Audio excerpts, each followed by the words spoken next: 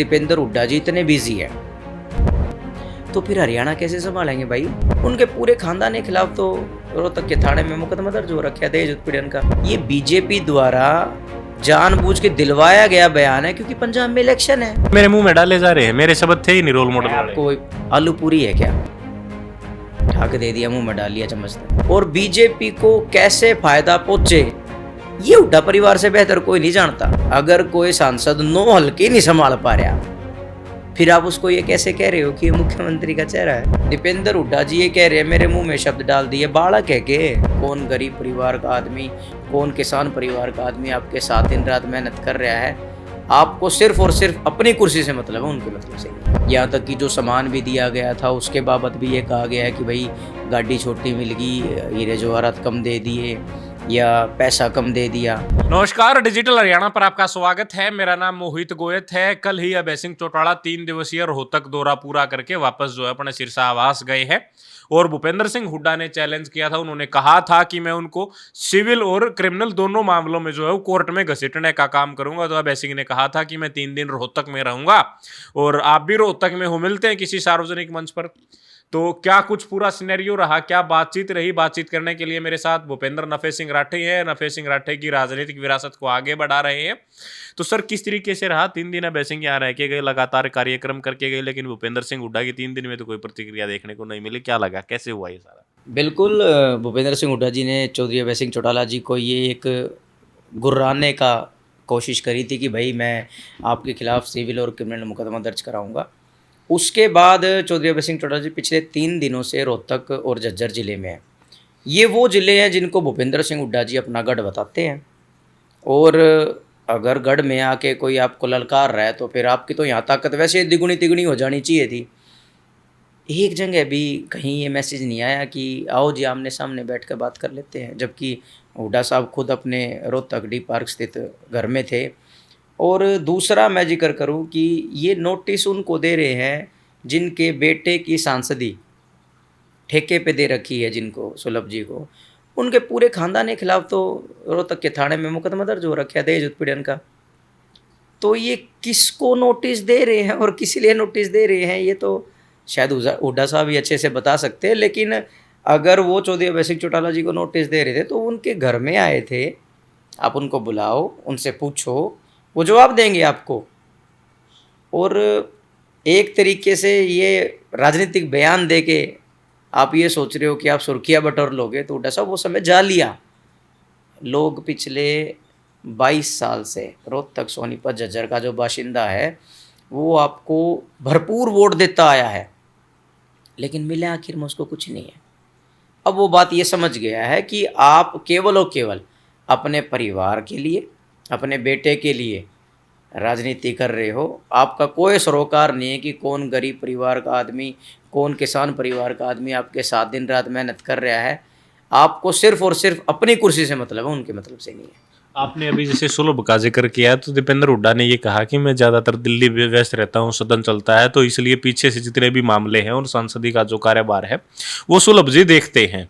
लेकिन अब क्योंकि FIR जो दर्ज हुई और उसमें जो आरोप हैं वो बड़े गंभीर और संगीन है, क्योंकि करोड़ों रुपए की लेन देन की बात या शादी में खर्च का जिक्र है उसमें। देखिए, बिल्कुल परिवार ने आरोप लगाया है कि भाई दहेज उत्पीड़न का केस किया है।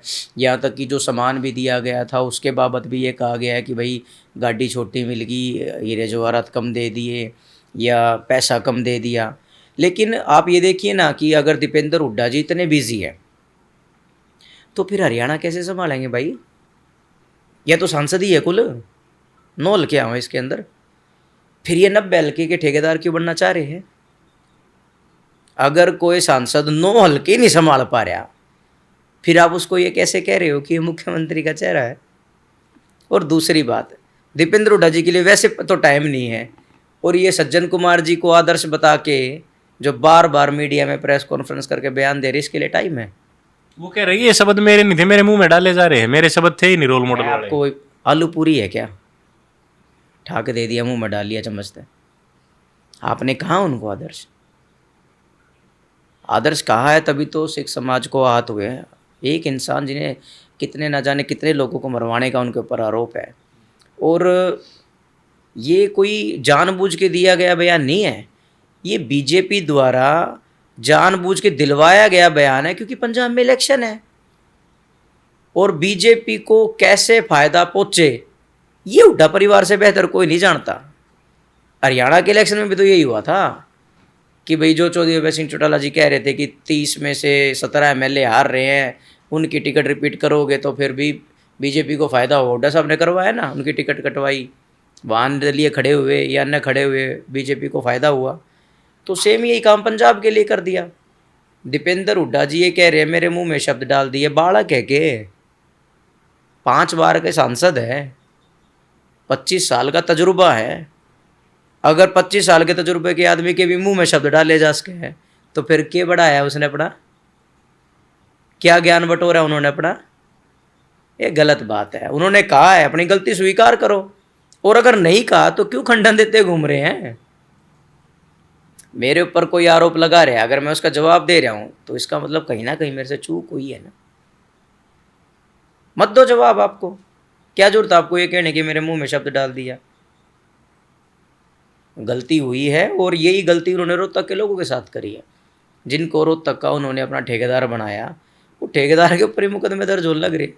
और अगर ठेकेदार के ऊपर दहेज पीड़न का, ये तो सबसे बेशर्मी वाला मुकदमा है। किसी के घर का बच्चा आप अपने घर में ला रहे हो और उसको प्रताड़ित कर रहे हो पैसे लेने के लिए और चीज़ लेने के लिए, इससे शर्म की बात और क्या हो सकती है?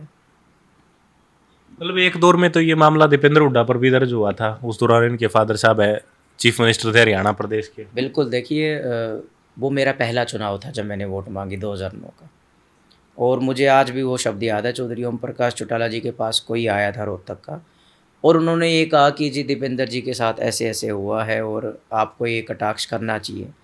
देखिए आज चौधरी साहब स्वर्ग में हैं, उनके ये शब्द थे कि मैं किसी के पर्सनल पारिवारिक रिश्तों के बारे में कभी नहीं कहूँगा, क्या पता ये किसके साथ हो जाए।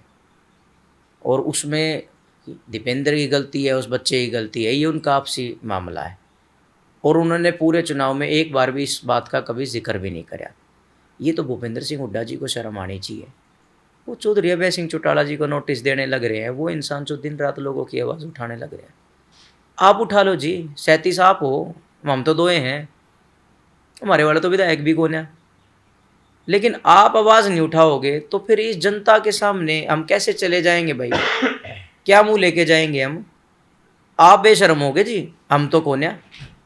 हमें पता है कि इस जनता ने चौधरी देवीलाल जी को, चौधरी ओम प्रकाश चौटाला जी को क्या मान सम्मान दिया है, हम कैसे भूल जाएं उस बात को। तो भूपेंद्र सिंह हुड्डा जी ये गलत बात है कि आप उस इंसान को नोटिस दे रहे हो जो इंसान अपने लोगों की आवाज़ उठाने के लिए रोज़ सड़कों पर धक्के खाने लग रहा है।